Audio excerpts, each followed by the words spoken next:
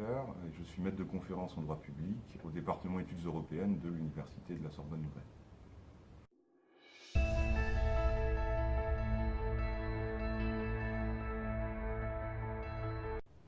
Alors j'ai effectué ma licence et mon master en droit à la faculté de droit de Nancy, puis au Centre européen universitaire de Nancy.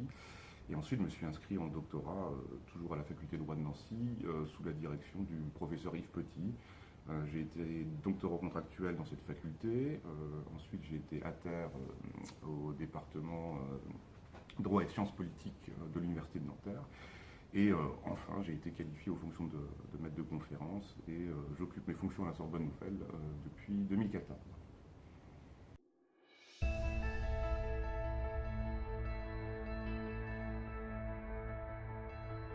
Je me suis intéressé aux aides d'État et à la protection de l'environnement dans ma thèse de doctorat.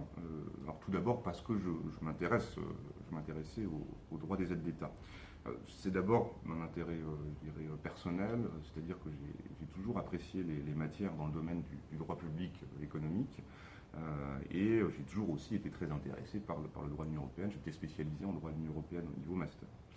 Et je dirais qu'à la croisée du droit public économique et du droit de l'Union européenne, il y a bien évidemment le droit des aides d'État, cette ancienne matière de droit de la concurrence, qui est d'ailleurs assez spécifique à l'ordre juridique de l'Union européenne. On retrouve guère d'équivalent dans d'autres ordres juridiques.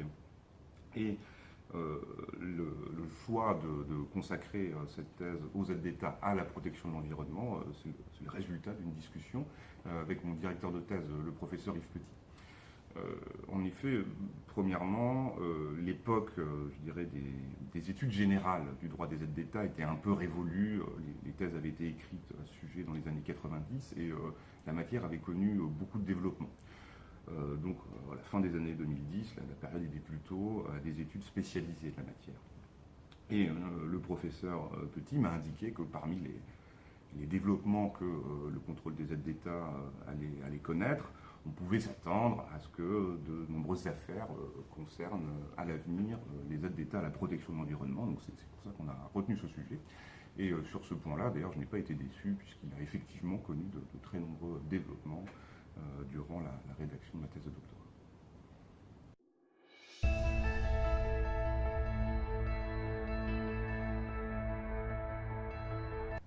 Alors, s'agissant des projets, il y a tout d'abord des projets que je qualifierais d'institutionnels. Avec deux collègues, Lydia Lebon et Mehdi Mezaguer, nous nous efforçons de mettre en place à l'heure actuelle un réseau de jeunes chercheurs en études européennes qui seraient rattachés à la CEDES. Alors les choses sont actuellement en bonne voie. Au dernier colloque de la CEDES,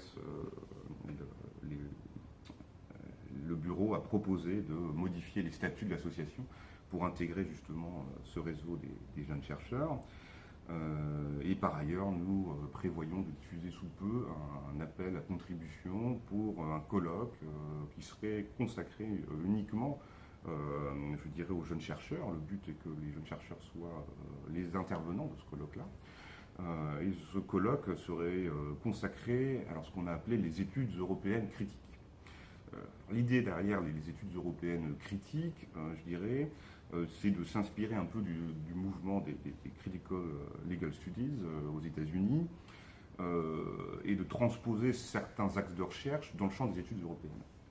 Alors très concrètement, le mouvement des Critical Legal Studies est un mouvement de critique radicale du système américain, alors qui est souvent très teinté de marxisme. Et c'est pour ça que nous sommes efforcés, enfin en tout cas nous nous efforçons à l'heure actuelle de trouver un moyen pour, je dirais, mettre en place des études critiques dans le champ des études européennes, mais sans pour autant partir de présupposés souvent, je dirais, teintés de marxisme, effectivement, et qui, je dirais, ont tendance à résumer un peu trop facilement le système juridique à des rapports de domination assez unilatéraux, les dominants contre les dominés. Et je pense qu'effectivement, en tout cas, on ne peut pas résumer le phénomène juridique à ce genre de rapport de domination. On comprend bien que c'est beaucoup plus complexe que ça, très certainement. Et par conséquent, si l'on met cette dimension radicale, je dirais, de côté, on a tout de même des pistes de recherche qui sont très intéressantes, alors qui concernent déjà les objets de recherche dans le champ des études européennes. mais qui concerne aussi les méthodes de la recherche. Alors, s'agissant des objets, l'idée est tout de même de souligner que dans le champ des études européennes, on va s'intéresser beaucoup, à titre d'exemple, au statut de l'entreprise, des opérateurs économiques, qui sont des grilles d'entrée assez naturelles dans la matière. On comprend bien, on est face à un droit économique dont les pans originels sont le droit de la concurrence, le marché intérieur, donc il est assez évident de travailler sur ces questions-là. Mais d'un autre côté, on travaille peut-être beaucoup moins sur la situation d'autres acteurs, dont la situation va être considérablement impactée par le droit de l'Union européenne. Je pense à titre d'exemple aux syndicats qui représentent les travailleurs. Je pense à titre d'exemple aux usagers des services publics. Et sur ce terrain-là, on a souvent un peu moins d'études. Voilà. Donc la première dimension critique, c'est ça de notre projet, c'est de dire intéressons-nous aussi à ces objets-là différents, à ces acteurs-là, à la situation de ces acteurs-là dans la construction européenne. Et comme ça, on pourra aussi produire une doctrine qui n'est pas utile uniquement, je dirais, au cabinet d'avocats dans le champ du droit de la concurrence, mais aussi, après tout, pourquoi pas, des travaux qui soient utiles aux syndicats de représentants les travailleurs, à titre d'exemple parmi d'autres. Ensuite, autre aspect de la dimension critique, il est de souligner que, comment dire, le fait que l'Union européenne repose sur la démarche fonctionnaliste, c'est-à-dire elle repose d'abord sur une construction économique pour parvenir à une construction politique, fait que beaucoup de chercheurs dans le champ des études européennes considèrent, je dirais, tout progrès du droit du marché intérieur comme un progrès en soi pour la construction européenne. De telle sorte qu'il peut y avoir assez souvent, je dirais, des jugements de valeur assez favorables précisément à tout avancement du marché intérieur. Cependant, dans la période récente, on se rend bien compte qu'on ne peut plus rester à cela. Il faut aussi s'interroger très certainement sur certaines critiques qui sont parfois pas dénuées de fondement sur la construction européenne et sur les grandes orientations du marché intérieur, les questions par exemple de nivellement vers le bas, de la protection sociale. Ces questions-là méritent d'être interrogées. Et donc notre idée, c'est aussi d'essayer, je dirais, de mener donc sur des objets nouveaux, des analyses qui essaieraient de se départir de cette possible, je dirais, de ce possible biais idéologique, et pour essayer justement d'appréhender ces questions assez difficiles à l'heure actuelle, mais qui sont au cœur des débats politiques sur la construction européenne, que sont à titre d'exemple la concurrence réglementaire, les questions de nivellement vers le bas, de protection sociale. On peut aussi élargir, par exemple, aussi à la question de la protection des demandeurs d'asile.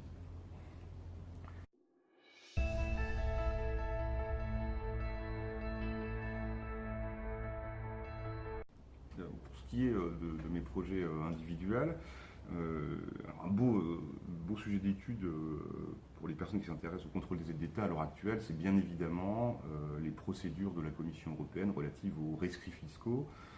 Il y a déjà un certain nombre de décisions qui ont été adoptées par la Commission européenne, qui sont des décisions qui sont très complexes sur le plan technique.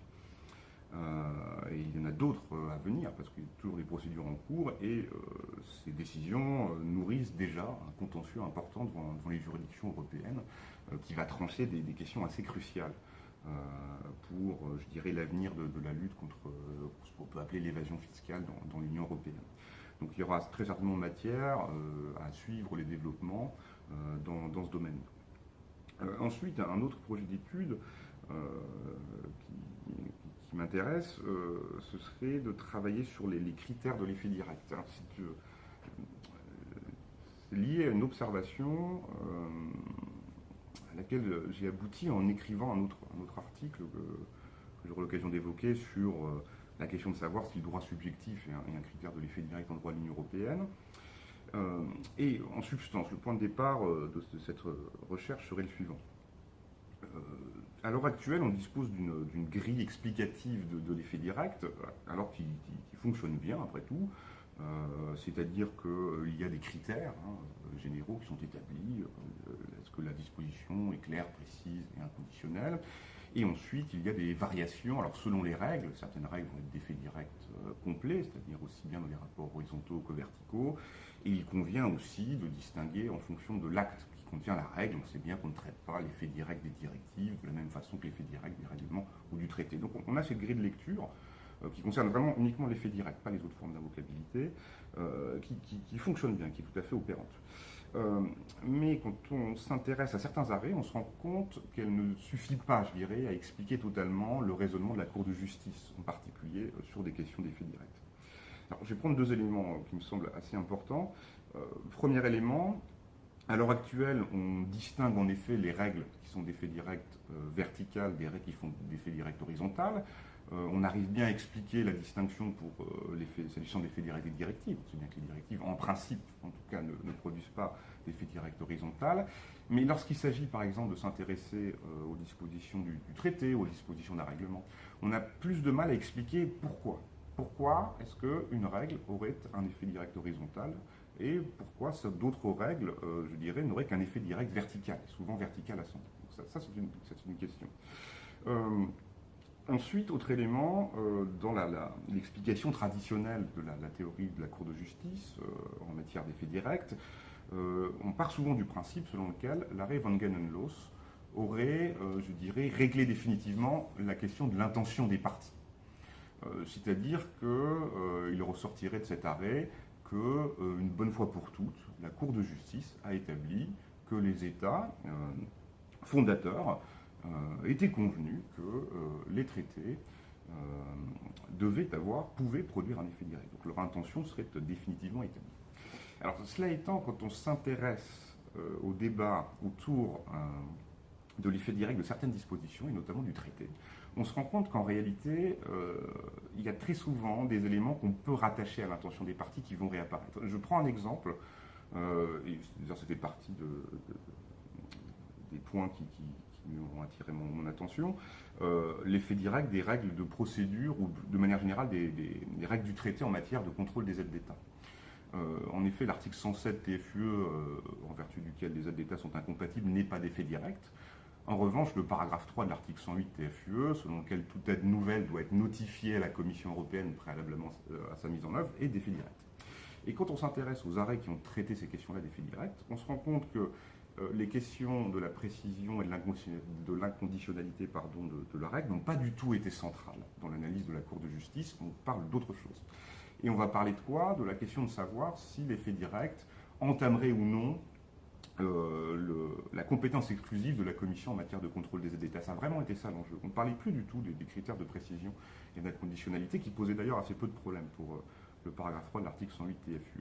Et on se rend compte que dans ces domaines-là, finalement, on se rattache à l'intention des parties. C'est-à-dire, est-ce que les parties ont eu l'intention de conférer à la Commission européenne une compétence exclusive en matière de contrôle des aides d'État? Et au regard de cette intention, on en conclut par conséquent qu'à titre d'exemple, l'effet direct de l'article 107 TFUE entamerait ce monopole de la Commission européenne. Et c'est pour ça qu'on voit que quelque part, il y a la rémanence, je dirais, de l'intention des parties. C'est un sujet qui mériterait, je pense, d'être creusé.